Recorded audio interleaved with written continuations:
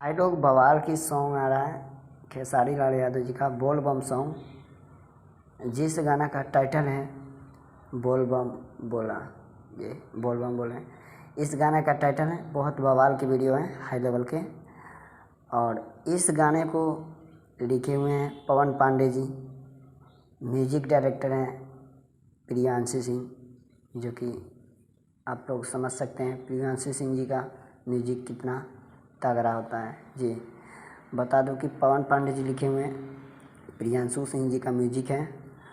और इस गाने को रिलीज़ किया जा रहा है 13 तारीख को सुबह 7:30 बजे एंगल म्यूजिक से।